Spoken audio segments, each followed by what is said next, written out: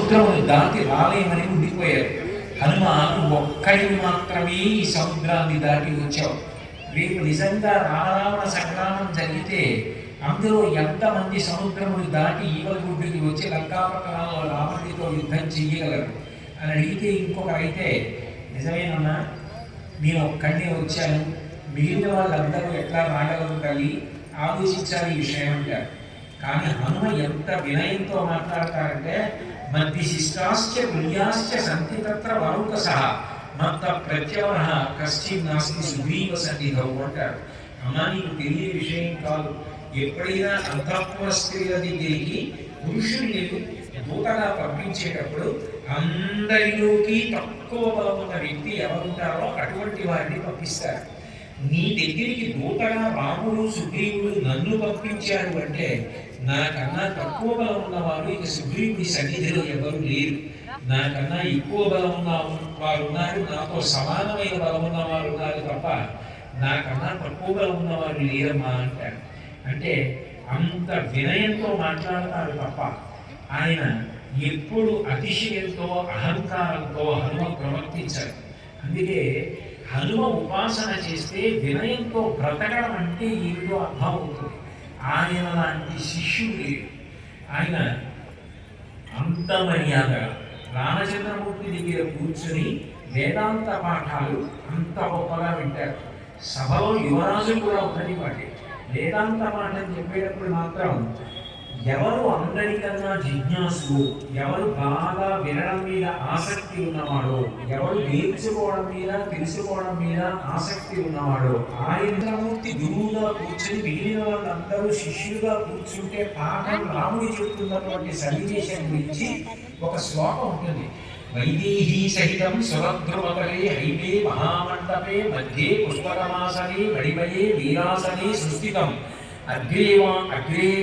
అగ్రేయాతి ప్రభంజనసుతే తత్వం మునిభ్య పరం వ్యాఖ్యాంతం భరతాదిభిః పరివృతం రామం భజే శ్యామలం అంటారు. వైదేహీ సహితం రామచంద్రమూర్తి గురువుగా కూర్చుంటే సీతమ్మ గురుపత్ని, ఆ సమయంలో మహారాణి కాదు గురుపత్నిగా కూర్చుంటుంది. గురువు గారు పాఠం చెప్పేటప్పుడు నేను శరీరం కాదు ఆత్మ అన్న పవిత్ర భావనతో ఉంటాడు వేదాంత పాఠం చెప్పేటప్పుడు. అందుకని ఆమె కూడా దేహభావన లేని విధివాసనే మణిమయే వీరాసనే సుస్థితం అగ్రేవాచయతి ప్రభంజనసుతే తత్వం మునిభ్య పరం వ్యాఖ్యాంతం భరతాదిభిః పరివృతం రామం భజే శ్యామలం. ఆ సభలో భరతుడు ఉన్నాడు. భరతుడు యువరాజు. యువరాజు అయినటువంటి భరతుడు నిజానికి ఎదురుగుండా కూర్చోవాలి. కానీ ఆంజనేయ స్వామి ఉండగా యువరాజునిగా నేను ముందు కూర్చోకూడదు, వేదాంతం శ్రవణం చేసేటప్పుడు అంత మర్యాదతో కదలకుండా కూర్చుని అంత గౌరవంతో శ్రవణం చేయగలిగిన లక్షణం ఎవరికిందో వాళ్ళు ముందు కూర్చుని ఉండాలి. అది హనుమకి ఉంది తప్ప యువరాజునైనా నేను కాదని భరతుడు కూడా ముందు కూర్చోటాడు. హనుమని ముందుకు కూర్చోబెట్టి వెనక్కి భరతుడు కూర్చుంటాడు. అగ్రేవాచయతి ప్రభంజనసుతే తత్వం మునిభ్య పరం. చిముద్ర బట్టి రామచంద్రమూర్తి వీరాసనం వేసుకుని కూర్చుంటాడు. వీరాసనం అంటే దక్షిణామూర్తి కూర్చున్నట్టు ఈ తల మీద ఈ కాలు ఎత్తి వేసుకుని కూర్చుని చిముద్ర బట్టి పాఠం చెప్తుంటాడు. చెప్పినప్పుడు సభలో మునులు కూడా ఉంటారు, యువరాజైన భరతుడు అనుకుంటాడు, హనుమ ముందు కూర్చుని పాఠం వింటారు. అంటే అంత గొప్ప విద్యార్థి, అంత జాగ్రత్తగా శ్రవణం చేస్తారు. అన్ని విషయములు తెలిసిన వారైనా వినేటప్పుడు అంత మర్యాదతో అంత జాగ్రత్తగా వింటారు. ఆయన వినయానికి పరాకాష్ట. అంత వినయంతో ప్రవర్తిస్తూ ఉంటారు హనుమ. అంత వినయంతో ప్రవర్తించే హనుమ వంటి పరాక్రమవంతుడు, అటువంటి వీరాధి వీరుడు, అటువంటి శూరుడు, అటువంటి వీర్యవంతుడు లోకమునందు ఉండడు. అందుకే యథార్థానికి యుద్ధకాండలో యుద్ధం జరుగుతున్నప్పుడు ఒక ప్రత్యేకమైనటువంటి పరిస్థితి ఏర్పడింది. ఆ ప్రత్యేకమైనటువంటి పరిస్థితిలో 67 కోట్ల మంది వానర వీరులందరూ కూడా పడిపోయారు. ఇంద్రజిత్ ఎప్పుడైనా యుద్ధానికి బయలుదేరితే మహాభయంకరమైన రీతిలో బయలుదేరుతాడు.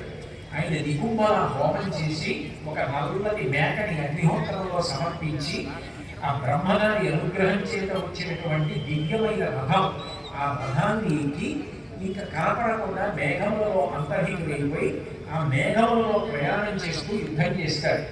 అట్లా ప్రయాణం చేసి యుద్ధం చేసేటప్పుడు బ్రహ్మాస్త్ర ప్రయోగం చేశాడు.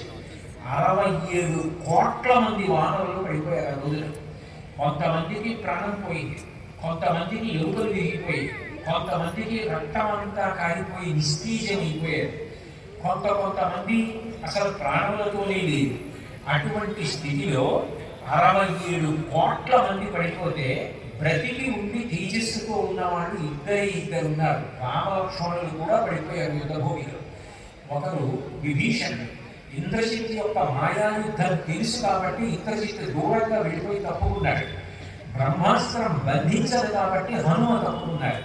వీళ్ళిద్దరూ కలిసి యుద్ధభూమిలో ఎంతమంది పడిపోయారో ఎంతమంది బ్రతికున్నారో చూడటం కోసమని ఒక కాగడా పట్టుకుని బయలుదేరి వెళ్ళి చూస్తున్నారు. అక్కడ బ్రహ్మాంశలో పుట్టినటువంటి వాడు పెద్దవాడైనటువంటి జాంబవంతుడు పడిపోయి ఉన్నాడు. అక్కడికి వెళ్ళి విభీషణుడు తాత కుశలమేనా ప్రశ్నించాడు. ప్రశ్నిస్తే వెంటనే జాంబవంతుడు కళ్ళు విప్పి నేను కుశలమే, హనుమ కుశలమా అని అడిగారు. అడిగితే విభీషణుడు ఆశ్చర్యపోయి తాత రాముడు కుశలమా లక్ష్మణుడు కుశలమా అని అడగాలి, కానీ నువ్వు అట్లా అడగకుండా హనుమ కుశలమా అని ఎందుకు అడిగావు అని అడిగారు. అడిగితే అప్పుడు జాంబవంతుడు మాట్లాడుతూ తస్మిన్ జీవతి వీరేతు హతమప్య హతం బలం హనుమ జుజ్జిత ప్రాణి జీవంతోపి వయం హతాహ అన్నాడు. మనం అందరం చనిపోయినా ఒక్క హనుమ బ్రతికి ఉంటే మళ్ళీ అందరం బతికేస్తాం. మనందరం బతికున్నా హనుమ ఒక్కరు చనిపోతే మనందరం చనిపోతాం. హనుమ ఉన్నారా అని అందుకే అడిగాను అన్నాడు. ఇంకొకరైతే అంత గొప్పగా జాంబవంతుడు తన గురించి మాట్లాడితే అతిశయంతో ప్రవర్తిస్తారు, కానీ హనుమ మాత్రం వెంటనే వంగి జాంబవంతుడి యొక్క పాదములు పట్టుకొని తాత హనుమ నిన్ను కుశలపడుగుతున్నాడు అన్నాడు. వెంటనే జాంబవంతుడు నాయన హనుమ ఇక్కడి నుంచి ఉత్తర దిక్కుగా ప్రయాణం చేస్తే హిమవత్ పర్వతం మధ్యలో ఆ సంజీవని పర్వతం అనేటటువంటి పర్వతం మీద 4 ఔషధులు ఉన్నాయి. విషల్యకరణి, సంధానకరణి, సంవర్ణకరణి, మృత సంజీవని. అవి ఎవరి కోసం తేపడ్డాయో వాళ్ళ కొరకు మాత్రమే పనిచేస్తాయి. మృత సంజీవని అన్న మోషని గాలి తగిలితే చనిపోయేటువంటి వారు బతుకుతారు. అట్లాగే మృత సంజీవని, విషల్యకరణి బాణపు ములుకుని శరీరాల్లో దిగబడిపోయి ఉండిపోయిన వాళ్ళు ఆ విషల్యకరణి యొక్క వాసన తగిలితే ఆ బాణపు ములుకులు ఊడి కింద పడిపోతారు. సంవర్ణకరణి రక్తం అంతా కూడా కారిపోయి వివర్ణమైపోయి ప్రాణములు పోవడానికి సిద్ధంగా ఉన్న వాళ్ళందరూ కూడా మళ్ళీ రక్తం పట్టి ఉత్సాహంతో వేస్తారు. సంధానకరణి ఎముకలు వీగిపోయిన వాళ్ళు ఎవరున్నారో వాళ్ళకి ఆ సంధానకరణి